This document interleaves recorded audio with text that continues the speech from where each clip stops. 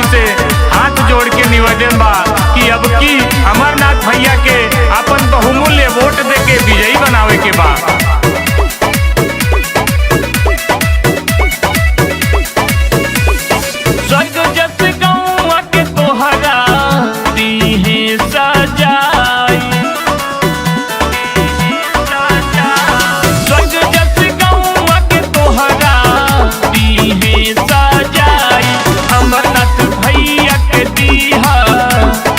अमरनाथ भैया के दीहा अब की जीताई, अमरनाथ भैया के दीहा विजयी बनाई। ये चाची भूलैया मत, अब की अमरनाथ भैया के विजयी बनावे के बाद।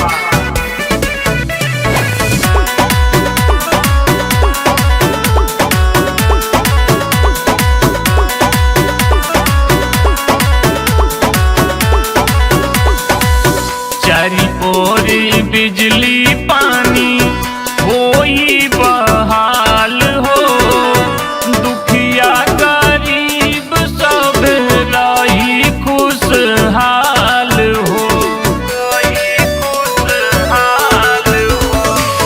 चारी ओरी बिजली पानी होई बहाल हो, दुखिया गरीब सब खुशहाल हो, विधवा वृद्धा पेंशन दीहे बनाई।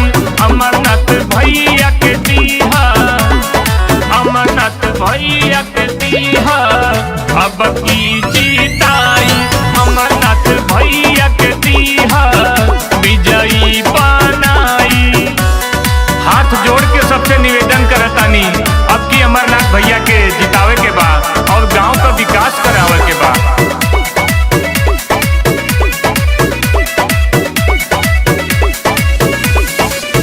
सुख दुख में तुहरा हरदम रही है ही पास हो, कबो ना केहू के ही करी है निराश हो, करी है निराश हो।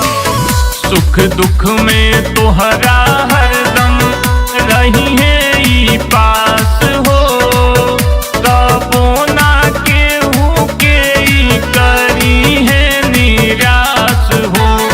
जनता के सेवक बन के करी है भलाई, अमरनाथ भैया के दीहा, अमरनाथ भैया के दीहा अब की जीताई, अमरनाथ भैया के दीहा विजयी बनाई।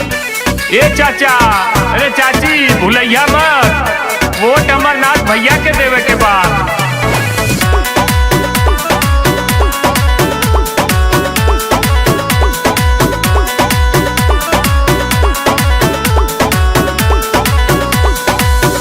हाथ जोड़ी कहतानी सुनिला पुकार हो, अमरनाथ यादव बाड़े बेटवा तोहार हो, बेटवा तोहार हो। हाथ जोड़ी कहतानी सुनिला पुकार हो, अमरनाथ यादव बाड़े बेटवा तोहार हो। विवेक साहब लाल काहे अर्जी लगाई, अमरनाथ भैया के दीहा, अमरनाथ भैया के दीहा अब की जीताई, अमरनाथ भैया के दीहा विजयी बनाई।